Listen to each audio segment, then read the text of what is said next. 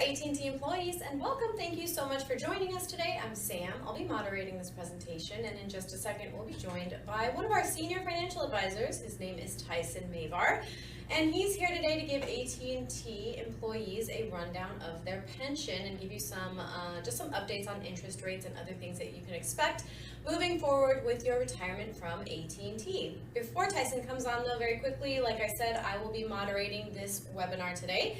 I'll be behind the scenes. I'll be monitoring the Q&A box that's on your screen. Feel free to ask away if you have any questions. I'll also be entering some links that are going to pop up right above Tyson's head as he speaks. Feel free to click directly on those. They're going to guide you to our website where you can book a free appointment with either Tyson or one of our AT&T focused advisors. You can also subscribe to our newsletter, get into many blogs that we have for AT&T employees and retirees. You can also follow us over on YouTube, and you can connect with us on LinkedIn. If you have a LinkedIn account, we would love to connect with you there. There are many opportunities for you to stay updated on your retirement from AT&T, and we would be happy to connect with you. First, one of the things I have to remember to remind you of is that we are not AT&T here, so please be aware of that. We are not affiliated nor endorsed by AT&T. We are a completely independent group of financial advisors, so please keep that in mind as you're listening along. And without further ado, we're going to jump right into it now with Tyson Mavar. Good afternoon, folks. Thanks for attending our webinar series today. My name is Tyson Mavar. I'm a financial advisor with the retirement group of Wealth Enhancement Group. And today's webinar series, we're going to be talking about the AT&T retirement process, specifically with the pension and eligibility requirements. Been hearing concerns from many of our clients in light of the recent announcement of Verizon to reduce headcount by around 13,000 management employees in an effort to reorient the company. We thought this might be a great opportunity to cover some of the basics and important considerations for somebody approaching their transition from AT&T. So today we'll talk about the different pension options that you have at AT&T. We'll talk about the service pension eligibility requirements, and we'll also talk about the interest rates, how they affect the lump sum, and what the new interest rates have come out to, at least recently. So if you are a Legacy S employee, this is going to be PAC Bell, SBC, specifically for management plans. The craft plans haven't changed over time, but the management plans have changed quite a bit. And if you're a management employee, you're going to get the better of this cash balance plan or the career average minimum pension plan, or CAM plan. As a manager, you will see your total pension as the non-bargain program of the AT&T PPP if you log into Fidelity Net Benefits. And this is going to give you your actual pension payout. You can go into the details and find out how much is your cash balance plan, how much is your CAM plan. Some employees even have two additional pensions, the ATB and the SATB, and the details are really helpful for us as financial advisors to look into to make sure they're calculating your pension correctly, but also to help our folks pick a good retirement date and understand the benefits of waiting to leave AT&T versus the benefits of leaving now. In the case that you actually get to choose your retirement date. In many cases, unfortunately, some people don't get to choose their retirement date and are forced to leave the company based off of a date that the company gives them. And so we want to make sure that you're aware of the different options that you have, but also planning for this transition regardless of the time that it ends up happening. So this CAM plan came out in the early 2000s. And we'll go over the formula of how they calculate this and how it's changed over time in a few slides here. Now, it's also important as a management employee to understand these service pension eligibility requirements, also known as Mod 75. I'll zoom in this slide here a bit so we can see. If you have 30 years of service, you are service pension eligible regardless of your age, but it's also possible to be service pension eligible, or SPE as we call it, with less than 30 years of service if you hit one of these other three milestones. So with 50 years old with at least 25 years of service, 55 years old with at least 20 years of service, or 65 years old with at least 10 years of service. Any of those combinations will allow you to be service pension eligible, And typically when you will see a large increase to your pension, both lump sum and annuity options. Keep in mind, however, you have to meet both the age and service requirements of one of these criteria to be service pension eligible. For example, if you are 52 years old with 23 years of service, you will note that that does add up to 75 points, but you are not service pension eligible in that certain circumstance.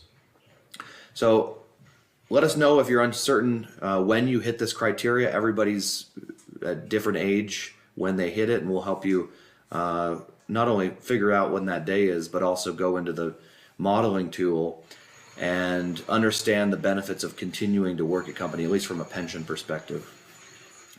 Now, there's also different impacts on your pension based on both life expectancy and interest rates. Most people know that when interest rates go up, your pension plan is going to go down on at least the defined benefit pension plans. The cash balance works a little bit differently. But the defined benefit plan also is impacted by life expectancy, wherein the older you get, assuming that you hit these age penalty milestones, the older you get, the less the company has to give you in your lump sum because your life expectancy is shorter. And what we'll see in a little bit is when interest rates go up, your lump sum is going to go down, but how much depends on your age and specifically your life expectancy. So here's the teeter-totter that we commonly refer to when we're trying to understand when's the best time to retire from AT&T. When interest rates are falling, most people are seeing an increase to their lump sum. And we'll talk about these interest rates in a minute. Of course, interest rates have gone up quite a bit in the last few years, producing lower lump sum payouts. But this is critical for employees in picking the best time to retire, assuming that you get to choose your retirement date. Keep in mind also, most people do not have to take their pension right away. Many people have the opportunity to defer their lump sum, and this could be an example when we see falling interest rates of a good opportunity to wait to take your pension, because you'll get more lump sum if you don't take it right away. Not everybody has the luxury to do that. If you need the money right away, you might not have that opportunity, but we want to make sure we're walking away with the most money possible from the company to get the highest probability of success with our retirement. So here's those interest rates that I mentioned. It's important to note that AT&T only changes these interest rates once per year, and they do that on January 1st. The interest rates that they use to calculate the pension throughout the year are based on the previous November's corporate bond interest rates, which there are three of. The short, intermediate, and long-term corporate bond interest rates, or they also call that first, second, and third segment interest rates, respectively.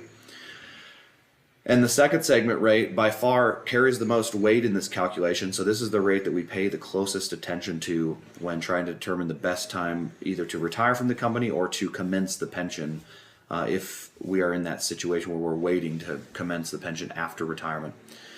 So now we know what 2025 retirees who commence their pension this year will receive as a lump sum. Those interest rates are known. And you can see they were lower than 2024. So folks received an increase on the lump sum this year. Right now, interest rates are a mixed bag, at least as far as the data that we have through August of this year. So you can see the second segment rate is slightly higher than where it was last year, which is the rate that we care the most about. Although August interest rates don't actually matter for next year's pension calculations, the November rates that carry the weight. So we want to keep a close eye on what is happening to the interest rates at the end of the year. And unfortunately, the IRS doesn't publish these rates typically until around the 20th of December for the November interest rates. So oftentimes we have a very short window to make a decision to retire, to potentially protect our pension in the event of a rising interest rate market, or know that we can wait to commence our pension and maybe even wait to choose our retirement date in the event where interest rates are flat or are falling. This is why we pay close attention to the rates throughout the year, so we can at least have a good guess at where interest rates are going toward the end of the year, knowing that we won't truly have those interest rates that will affect our pension next year until normally around Christmas time, typically. Now, let's talk about the pension formulas, how they've changed, and some of the important considerations as we're approaching our retirement from a timing perspective. So the cash balance plan has been frozen, but the way that it works, they took an opening balance for managers that were working prior to 1995, and they were going to take an average salary from 95 to 96 to create this opening balance. Beyond that time frame, they would add to your pension, your cash balance plan, 5% of future pay credits. This is what was frozen in 2005, so there are no longer pay credits going into this cash balance account. And then continue to credit that with interest rates every year, which is still done, and that's done based off of the 30-year Treasury, which is a higher interest rate than the corporate bond rates that affect the lump sum calculation, and it's certainly a higher rate than the 10-year Treasury, typically, not always, but typically one of the higher rates because it's based on long-term Treasury bonds. This is what equates to your cash balance plan.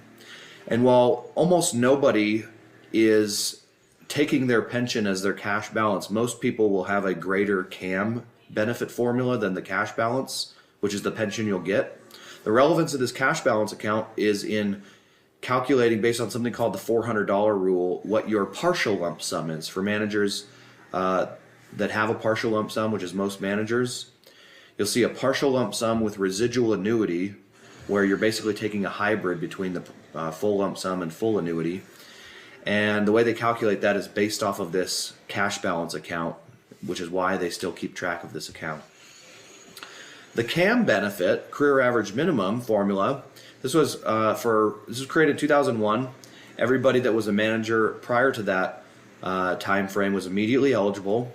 After that, you had to wait 3 years to become eligible for this career average minimum plan. And for most managers, at least the Legacy S managers, this is going to be your highest and best pension payout, which is what you will see when you run a pension calculation in the net benefit side in Fidelity. So this formula has changed many times over the years, so let's go through it. They took an average pension compensation from 1995 to 1999 and then multiplied that by your years of service, or what they used to call NCS, net credited service, up to 1999, and then added on all your what they call total pension compensation after 1999 to equate to something called your adjusted career income. Beyond that, they are going to multiply it by 1.6% for all of your years of service up to the end of 2021, and then multiply it by 1% for all of your years of service after 2021. This was with the changes that came at the end of 2021 to be more competitive in the industry is how they sold it, but essentially reduce the growth rate of the career average minimum plan. They did the same thing to the Legacy T management pension plan, just in a different way. But this is resulting in a slower growth rate for retirees and less of an incentive to continue working at the company for those that have better alternatives, whether it's retirement or working a different job outside of AT&T.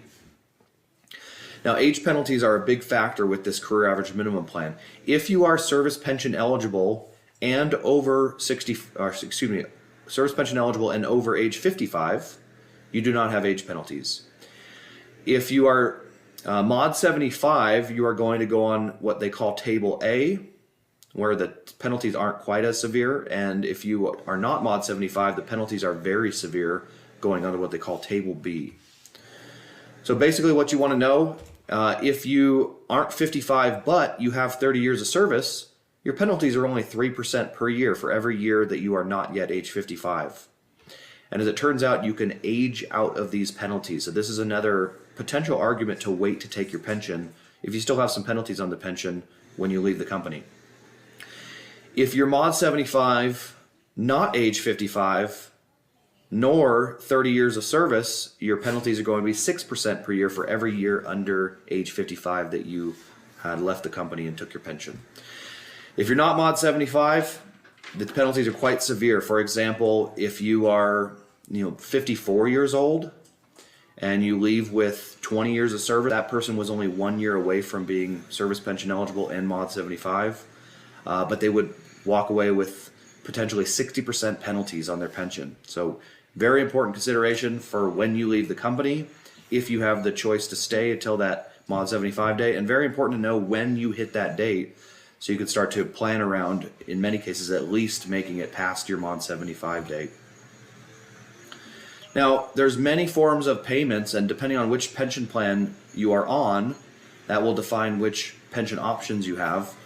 The lump sum is very attractive for a lot of people that want the flexibility of being able to leave money to their kids, leave a more flexible death benefit to their spouse, invest those funds, potentially producing a better fixed income for themselves than the annuity might be able to provide, giving them more tax efficient options with the flexibility of when to pull funds out, which are of course taxable when they come from the pension. However, there are many good arguments for the variety of different annuity options that exist. So single life annuity, that's normally the biggest pension option, where it is good for you, the retiree, from AT&T's life only. There is no death benefit on the single life annuity, but it is a one of the larger streams of income that you could take from your pension. Joint survivor annuity, the options that you have with this depend upon which plan you're on, but to make it easy to explain, the larger the percentage that's associated with that option, the more money your survivor will get. Typically spouse, but not always. But the less money you will get during your lifetime. So for example, let's say me and my spouse are around the same age. I take the 100% joint survivor and I pass away first. My spouse continues getting the same monthly income as we got together during my lifetime. If I take the 50% joint survivor and I pass first, my spouse will receive a reduction of 50% to that income. However, we together would have received more money in the early years of my retirement prior to my passing. And then I mentioned earlier that partial lump sum with residual annuity. You also have a variety of options on how to take that residual annuity. You're essentially going to get a smaller annuity that comes with a one-time lump sum payout. Rarely do we see clients take that, because oftentimes what the company had chosen, the mix of the lump sum and annuity, doesn't perfectly work out with their flexibility needs, their income needs, their other resources. There's a lot of variables in this decision on which option to take, and it is an option worth considering. I will just tell you that most people, now that all managers have a full lump sum option, don't end up taking that option just because it doesn't really fit in most cases. Now, they have done some things in the last couple of years. We talked about the changes to the pension plan for managers Legacy T and Legacy S. They also sold off some of the pension liabilities to an insurance company, Athene, back in 2023. So essentially 96,000 retirees that used to be getting their pension from AT&T are now getting their pension from Athene. That pension was not immediately impacted. Those people are still getting the same amount of money, but the insurance, or how they are guaranteeing that pension will continue for the rest of their life, has changed. We'll talk about that in a moment. Nothing changed to those that were on, at least immediately, those that were on the retiree health plan. However, that is something that's also not guaranteed. Many of you know that are still working at the company, managers do not have retiree insurance anymore where they used to. Many non-managed employees still do, because the unions have protected that, at least as far as the post-65 Medicare supplement and Medicare Advantage plan. But this is something that we also work with our clients on, identifying how to transition on your health insurance after you leave AT&T. If you leave prior to age 65, which is where, of course, you qualify for Medicare.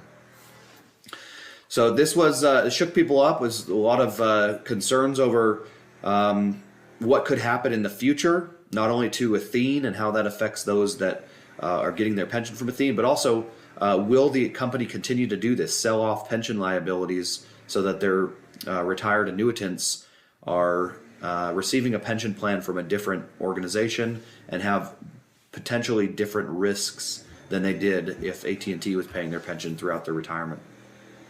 So the big one is that you lose PBGC insurance. When a company sells off your their pension liability, it's your pension asset as a retiree.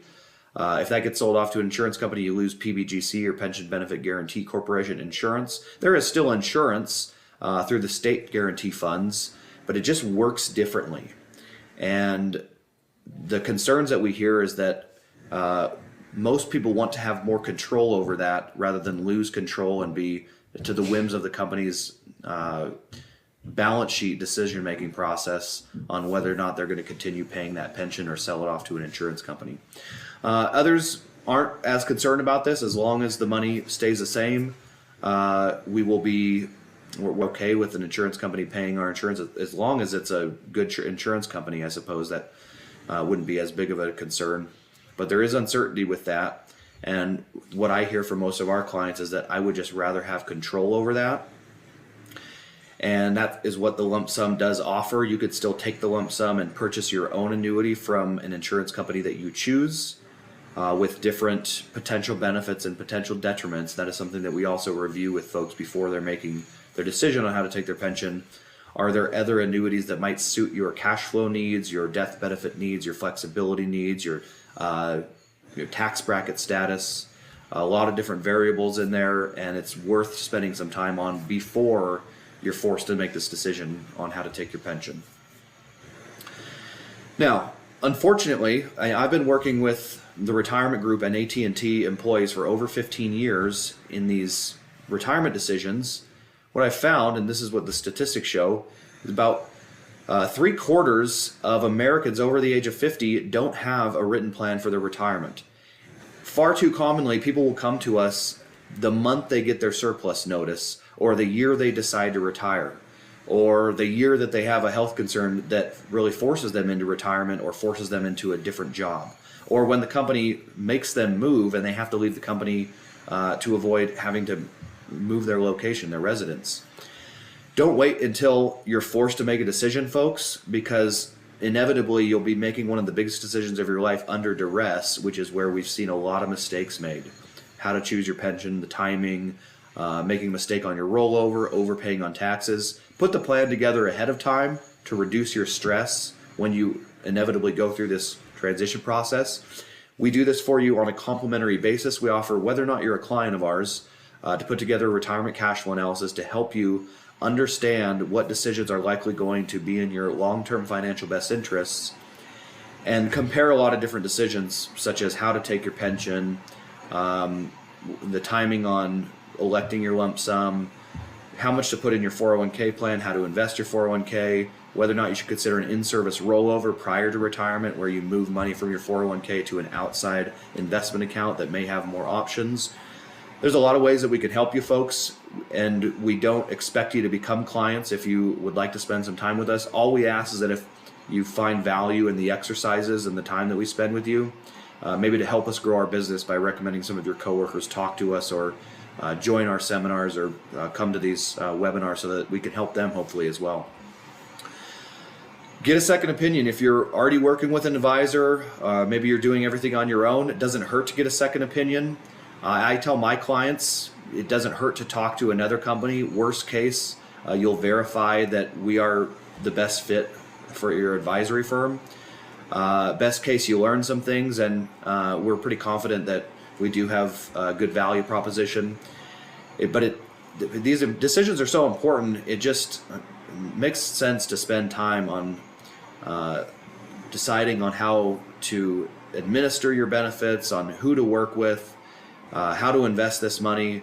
It's just too important not to spend time. And some of the things that people have told us that they like about working with us is that we have a lot of clients from AT&T. We've seen probably every mistake in the book made, and we believe that we're qualified to help you avoid them. And we have a good track record. Over 30 years, my experience has been 15, but over 30 years, the retirement group has been helping people transition from AT&T into retirement, and we believe we can help you as well if you're willing to spend a few minutes with us. So with that, we're going to wrap it up for today's webinar series. If you have interest in meeting with myself or one of my colleagues that understands the AT&T benefits, if you just have a couple quick questions, you can email us at info@theretirementgroup.com. You can call us at 800-900-5867, or you can even take a picture of the QR code on the left for a meeting to get onto one of our calendars, or the QR code on the right just to peruse some of the different webinars and series that we've done, some specific to the AT&T benefits, others generic to estate planning, tax planning, investment strategies for retirees. We're here to help, folks, so let us know how we can help, and we appreciate the opportunity to serve you in your retirement planning journey. With that, we'll wrap it up for today. Thank you all so much for attending our webinar today. Everybody have a good, safe rest of your week. Happy holidays, and we hope to talk to you all very soon.